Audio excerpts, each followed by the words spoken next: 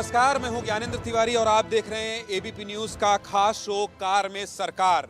और आज कार में सरकार के इस खास एपिसोड में हमारे साथ केंद्रीय मंत्री डॉक्टर संजीव बालियान होंगे। बालियान साहब, आपका बहुत बहुत स्वागत है एबीपी न्यूज के इस कार में सरकार के शो में। इस कार में सवार होने के लिए आप तैयार हैं?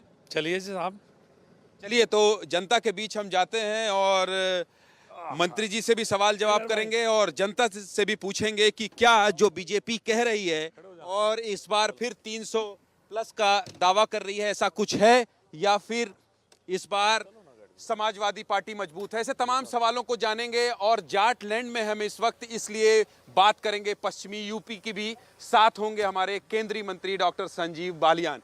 तो चलिए सफर आगे बढ़ाते हैं और बातचीत का सिलसिला शुरू करते हैं। सर, तैयार हैं आप? बिल्कुल, हम तो लगातार तैयार हैं। चुनाव है, लड़ाई तो होगी। ये चुनावी लड़ाई है, इसे वैसी लड़ाई मत मानिए। चुनावी लड़ाई है, मजबूती के साथ लड़ेंगे। तो चलिए मजबूती से लड़ाई लड़ने के लिए तैयार हैं और बातचीत करते हैं, सिलसिला आगे बढ़ाते हैं और इसी तरह इस कार में सवार होकर इनसे सवाल जवाब करते हैं। देखिए, इन दिनों एक ही खबर चल रही है उत्तर प्रदेश चुनाव से जुड़ी हुई टेलीविजन चैनलों में या अखबारों में, और वो है पश्चिमी उत्तर प्रदेश। और जब पश्चिमी उत्तर प्रदेश की बात आती है, पहले चरण में यहाँ मतदान होना है, तो किसान की बात आती है।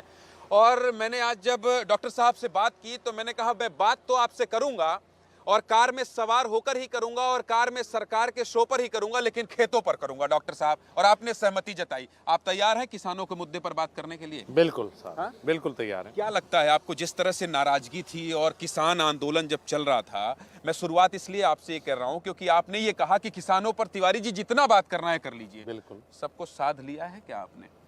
देखिए, जब ये किसान आंदोलन चला तो हमारे यहाँ गन्ने की फसल है, आप देख सकते हैं, ज़्यादातर आपको गन्ना दिखाई देगा। और हमें मंडी से ज़्यादा हमारे यहाँ मंडी के नाम पे सिर्फ गुड़ मंडी है। लेकिन हमारा हरियाणा और पंजाब के साथ एक भावनात्मक रिश्ता है। अगर पश्चिम उत्तर प्रदेश में कुछ होगा तो रिएक्शन आपको हरियाणा में देखने को मिलेगी, हरियाणा में कुछ होगा तो यहाँ। जब मुजफ्फरनगर दंगा हुआ 2013 में तो आपको रिएक्शन हरियाणा में दिखाई दी, पंजाब तक दिखाई दी। तो एक रिश्ता है हम लोगों का। तो हमारे लिए अपने लिए मुद्दा नहीं था, लेकिन एक इमोशनल मुद्दा वो बना जब प्रधानमंत्री ने वापस लिए, और वापस भी ले ये कह के लिए कि भाई हम समझा नहीं पाए, हमें माफ़ कर दो। तो उस दिन मुद्दा पश्चिम उत्तर प्रदेश में करीब करीब ये समाप्त हो गया था। उसके बाद हम रियल मुद्दे जो पश्चिम उत्तर प्रदेश के हैं, चूँकि विपक्ष के पास भी और कुछ कहने के लिए नहीं था, सारा दिन किसान आंदोलन किसान आंदोलन। जैसे ही किसान आंदोलन समाप्त हुआ तो उसके बाद अब मुझे नहीं लगता है कहीं मुद्दा है। डॉक्टर साहब, आप तो सरकार में हैं, आप तो ये कहेंगे ही कि जिस दिन प्रधानमंत्री जी ने कहा कि हम समझा नहीं पाए तो सब सेट हो गया। कैसे मान लिया जाए सेट हो गया? अखिलेश आ रहे हैं यहाँ, जयंत चौधरी यहाँ ललकार रहे हैं, उनको आप लोग ऑफर देते हैं तो वो कहते हैं कि किसानों से जाइए बात करिए, 700 उन परिवारों से बात कीजिए। तो आपको लगता नहीं है कि आप कह रहे हैं लेकिन कुछ फंसा हुआ है मामला? अगर ऐसा ना होता तो अखिलेश यादव जो कभी लखनऊ से नहीं निकलते, पहली प्रेस कॉन्फ्रेंस करने के लिए मुजफ्फरनगर आना पड़ा। डॉक्टर साहब, हेलीकॉप्टर तो रोक दे रहे हैं आप लोग, उनका आने नहीं दे रहे हैं। आने दीजिए ना, अगर आप लोग को डर नहीं है तो। हमने इतनी बढ़िया सड़क बनवाई उनके लिए। पहले 4 घंटे में आते थे उनके राज में अखिलेश के, अब 1.5 घंटे में आते हैं। अरे भाई, कभी कभी कार से भी चल लिया करो। कभी कार से आते तो 1.5 घंटे पहुंच जाते। जितनी देर वहाँ से ट्वीट कर रहे थे उतनी देर में तो कार से 1.5 घंटा लगता है मुजफ्फरनगर में। इतनी अच्छी सड़क, आप भी आए होंगे, मजा आया होगा। हाँ, मजा तो आया। उनकी सरकार में 4 घंटे से 5 घंटे लगते थे। ये क्या है? ये कोल्लू है, हमारे यहाँ गुड़ और शक्कर बनती है। तो पहले जमाने में जब शुगर मिल नहीं होती थी, कोल्लू होता था। तो ये कोल्लू है, इसमें गुड़ और शक्कर तैयार होता है। हमारे आपको मैं लेकर चलूंगा, इनके पास समय की कमी है, फिर भी अभी मेरी जबरदस्ती है, मैं आपको उतारूंगा गाड़ी से। जी जरूर। और डॉक्टर साहब उतरने को तैयार हैं और वही बात करेंगे राकेश टिकैत पर, क्योंकि डॉक्टर साहब ने खुद ही कहा है कि ये कोल्हू है। कोल्हू क्या है, हमारे एबीपी न्यूज के दर्शक को डॉक्टर साहब खुद ही समझाएंगे। रोकिए भाई गाड़ी। तो चलिए, कोल्हू क्या है आइए, ये बताएंगे डॉक्टर साहब खुद। क्या है कोल्हू? ये कोल्हू क्या होता है? और इसके बाद गठबंधन के नेताओं से पूछना कि कोल्हू का मतलब क्या है, क्योंकि उनके पिताजी दादाजी बड़े बड़े नेता रहे हैं। हाँ। कभी वो गांव में नहीं रह पाए ना। कोई भी गठबंधन का नेता, आप जानते हैं उनकी क्वालिफिकेशन ही आई है जी। तो कभी उनसे भी पूछना कोल्हू क्या है। हाँ। असली किसान क्या है, तो उन्हें पता लग जाएगा। थोड़ा कभी गांव में रह लें तो अच्छा है। देखिए, पुरानी समस्या हमारे यहाँ पहले शुगर मिल वालों को कह रहे हैं, सैफई वालों को भी उनको कह रहे हैं, सबको कह रहा हूँ, राजभर को कह रहे हैं। नहीं, राजभर जी नहीं, राजभर जी और स्वयं प्रसाद मौर्य गांव से निकले हुए लोग हैं। उन्हें मैं आप जयंत चौधरी की बात कर रहे हैं? मैं उन्हें नहीं कह रहा, मैं बड़े जो जिनके पिताजी और वो बड़े रहे हैं उनको लेवा कर रहा हूँ। देखिए, कोल्हू है, पहले से हमारी परंपरा रही है मतलब शुगर मिल नहीं होते थे पहले जी। तो पहले, अब तो ये आइए। कोल्लू चलने लगा है। कोल्लू है, ये गन्ना अगर इसमें से आप डालोगे तो फिर यहाँ पेरा जाएगा और इसमें से रस निकलेगा। पहले ये कोल्लू बैल से चलते थे, लेकिन बदलते हुए ये देखिए यहाँ से, यहाँ आप डालोगे, यहाँ से रस निकलेगा, यहाँ रस इकट्ठा होगा, ये सारा। पहले बैल से चलता था, साथ के साथ यहाँ तो बैल ये तो चलते आपके थे। भी बहुत सारे कोल्हू होंगे यहाँ। हमारे जिले में भी 750 के करीब कोल्हू है। बीच में एक बार समाप्त हो गए थे, लेकिन बाद में इनका लाइसेंस फ्री कर दिया गया, क्रेशर का और कोल्हू का, हमारी सरकार आने के बाद। तो अब करीब 750 कोल्हू, और बदलते समय के साथ लोग अब चीनी की जगह नेचुरल गुड़ और शक्कर खाने लगे, और अब ये गुड़ और शक्कर हमारा एक्सपोर्ट होने लगा साहब। डॉक्टर साहब, और 1 डिस्ट्रिक्ट 1 प्रोडक्ट में हमारे यहाँ गुड़ है। सरकार भी इसमें प्रयास करिए एक्सपोर्ट होए। डॉक्टर साहब, मैं एक सवाल आपसे ये पूछना चाहता हूँ, ये जो गन्ना है, आप कह रहे हैं इतनी बड़ी मात्रा में उत्पादन होता है, गन्ने के किसान के साथ अन्याय हुआ, अखिलेश यादव यही कहते रहते हैं। आपने किया क्या है गन्ने के किसानों के लिए? क्योंकि दर्शक भी ये जानना चाहता है, किसान भी ये जानना चाहता है। वोट तो आप मांगेंगे ही किसानों के नाम पर। पूरा न्याय तो हमने भी नहीं किया, लेकिन अखिलेश यादव जैसा अन्याय हमने नहीं किया। कोर्ट का फैसला, हाई कोर्ट का, कि गन्ना किसान को अगर पेमेंट डिले होगा तो ब्याज मिलना चाहिए। उसके खिलाफ अखिलेश यादव ने एक गवर्नमेंट आदेश निकाला, ये शुगर कैन एक्ट में है, 14 दिन से होगा, कि कोई भी ब्याज दे नहीं होगा। 2015 में अखिलेश यादव ये जियो लेकर आए थे, जिसके खिलाफ सरदार वीएम सिंह कोर्ट में लड़ रहे हैं। कोर्ट ने दोबारा फैसला किया। ये तो किया अखिलेश ने। अखिलेश के टाइम पे पेमेंट नहीं था। आप किसी से पूछिए, मैं नहीं कह रहा, मैं नहीं कहता कि हमारी सरकार ने 14 दिन में दे दिया।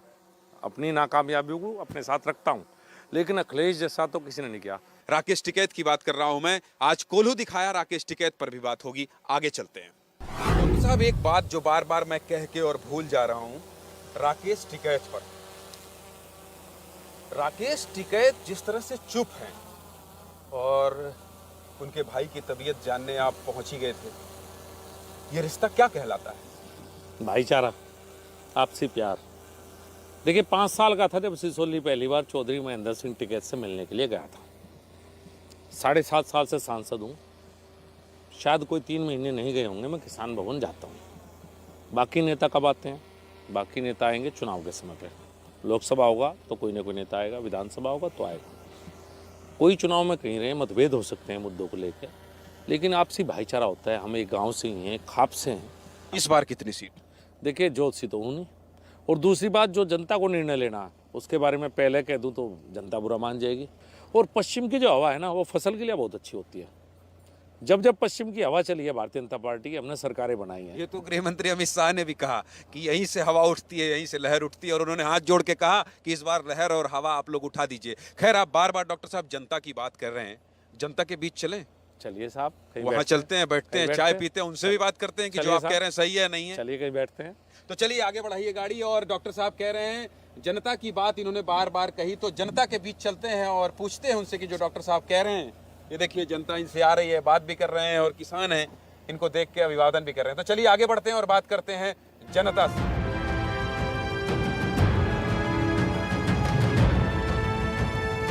सर, ये तो ढाबा है, यहीं चाय पिला दीजिए। चलिए, वैसे भी नाम भी अच्छा है, शिवा ढाबा। शिवा ढाबा, चलिए भगवान के नाम पे है तो इसलिए चाय यहीं पीते हैं। चलिए यहीं पीते हैं। ये ढाबा है, और ये बात हुई थी कि जनता के बीच चलना है और चाय पीते हुए बात करना है। तो चलिए, यहाँ जनता भी है और ढाबा भी है और चाय भी है। चलिए उतरते हैं, चाय पीते हैं और चाय पर चर्चा करते हैं डॉक्टर संजीव बालियान से। चलिए, जनता की बात हुई थी, मैं जनता से पूछ के आता हूँ। रियलिटी चेक है ये डॉक्टर साहब आपका। देखिए, मैं आपको अपने कार में सवार करके लाया हूँ, और मैं जनता, हमारा ये एकदम कॉन्सेप्ट है। चलिए साहब, मैं जनता से पूछता हूँ, आप लोग कहाँ से हैं? हम मुजफ्फरनगर से हैं जी। ये जो सामने बैठे हैं, दिखाइए दुर्गेश, उधर हमारा, वहीं से आप फ्रेम बनाइए, उधर से ही बनाइए और इधर दिखता रहे। कौन है ये? ये डॉक्टर संजीव बालियान सांसद है हमारे। अच्छा, आपके सांसद हैं? जिला मुजफ्फरनगर से। क्या नाम है आपका? दीपक जी। दीपक पूरा? पूरा दीपक ही है। अच्छा, आप जानते हैं इन्हें? हाँ जी, हम जानते हैं। हमारे सांसद है, लोकप्रिय सांसद हमारे संजीव बालियान जी। 2014 में जीत के आए थे, फिर 19 में जीते। चौधरी जी को हराया था, अजीत सिंह को इन्होंने काफ़ी मतों से हराया था। मैं ढाबा का मालिक कौन है भैया? मालिक कौन है? आप हैं? इनको जानते हैं जो चाय पी रहे हैं? जी सर, ये संजीव बालियान जी है हमारे। क्या नाम है आपका? सर, मेरा लक्की है सर। तो हमारे क्यों हैं? जी, आपके क्यों हैं? हमारे यहाँ के हैं सर, ये हमारे हैं ना। अच्छा जी सर। अच्छा काम हो रहा है बीजेपी? जी बीजेपी से अच्छा हो रहा है सर। चलिए, जनता से भी मैंने बात कर ली और डॉक्टर संजीव बालियान ने जिस तरह से ये कहा कि चलिए जनता के पास हम जाने के लिए तैयार हैं।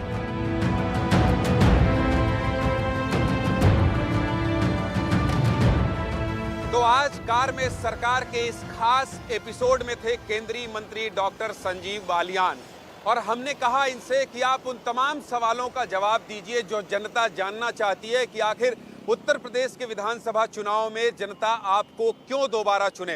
डॉक्टर साहब, आपने इतना वक्त निकाला और तमाम सवालों के जवाब दिए, हमें खेत में लेकर गए, कोल्हू दिखाया, ढाबे में चाय पी, उसके लिए आपका बहुत बहुत धन्यवाद।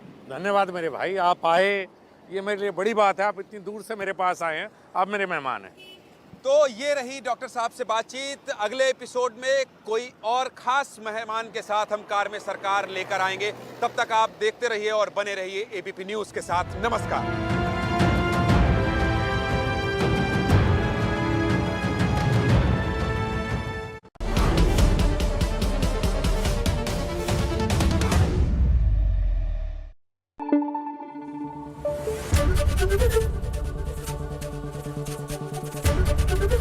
एबीपी न्यूज आपको रखे आगे।